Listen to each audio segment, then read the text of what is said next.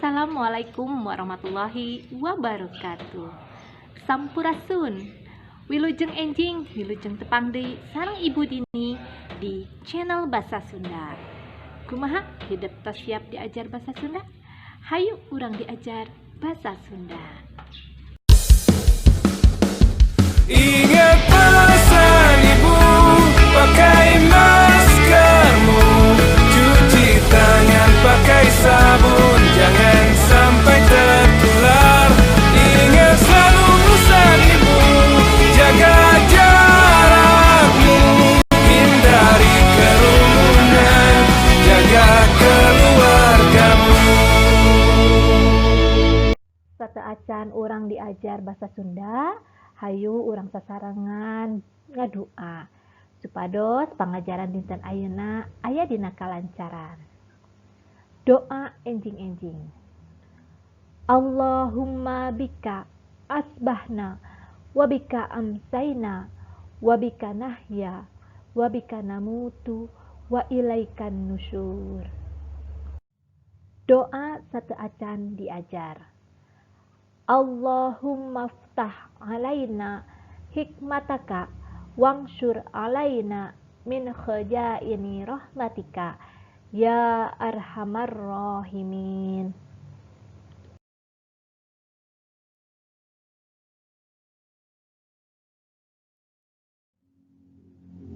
Mingguan ayeuna urang diajar ngeunaan globalisasi.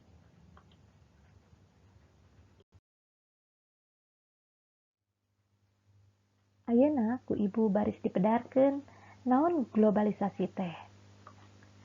Kecap globalisasi mangrupa kecap anu nuduhkeun harti sumebarna unsur-unsur anyar, khususna ngeunaan informasi nu ngadunya ngaliwatan media cetak jeung elektronik.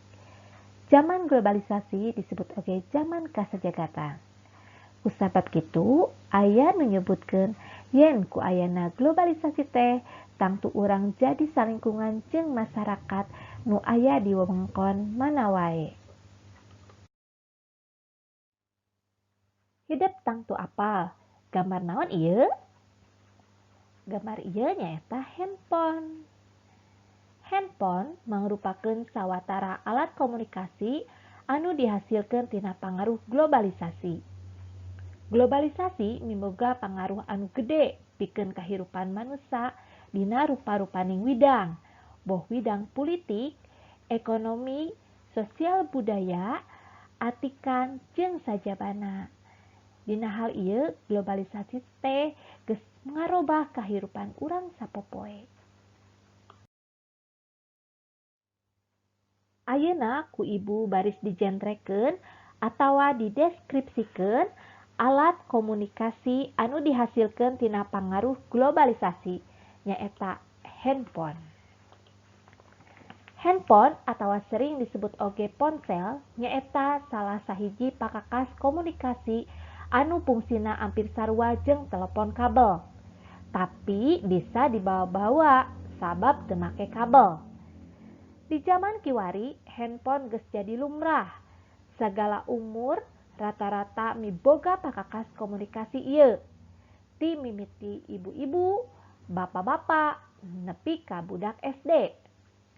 Handphone miboga mangpaat di antarana hiji, salaku pakakas komunikasi jarak jauh, anu kaduana keur ngagampangkeun kahirupan manusia dina urusanna, anu katilu pikeun neudeun data jeung bisa dibawa ka mamana, anu kaopat pikeun hiburan, anu kalima fitur internet dina handphone pikeun neangan informasi.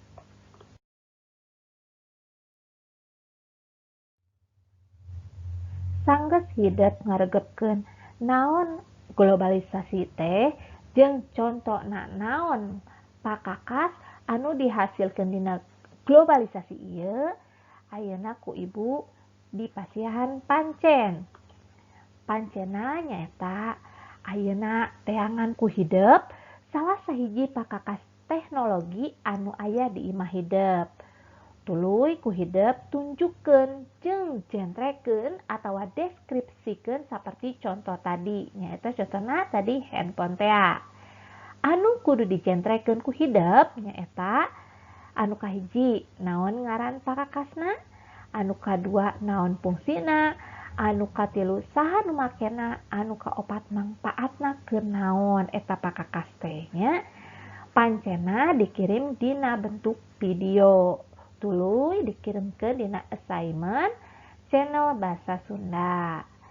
Hatur nuhun kana perhatosanana. Ibu amit mundur. Wassalamualaikum warahmatullahi wabarakatuh.